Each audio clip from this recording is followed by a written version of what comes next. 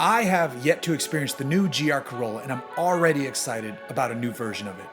Toyota just announced a more hardcore version of the truly hotted up hatch. It's called the Morizo Edition, and it promises less weight, more power, and serious performance, and I'm sure I'm pronouncing it wrong. So about that name, the Morizo Edition is a reference to Toyota CEO Akio Toyoda.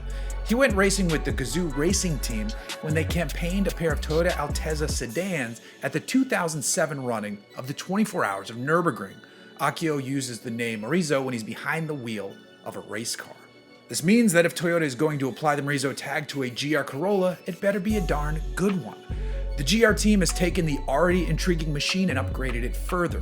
Now the car has forged wheels, a stiffer chassis, ducting to the front brakes, and changes to the gearing and differential. The turbocharged 1.6-liter 3-cylinder engine is still at play here, and it makes the same 300 horsepower, but torque has jumped from 273 pound-feet to 295 pound-feet. That power goes a longer way too because the curb weight gets a 100-pound drop.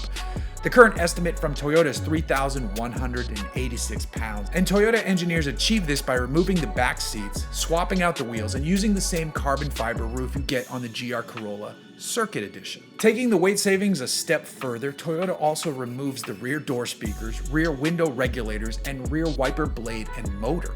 That all-wheel drive system will put power to the ground through a set of Michelin Pilot Sport Cup 2 tires. This thing should grip and rip, and I can't wait to get some time behind the wheel of one. And that will be a good spot to sit since the Morizo Edition gets suede and leather seats with strong bolsters. Toyota even leaves a spot in the seats for drivers who wind up installing harnesses.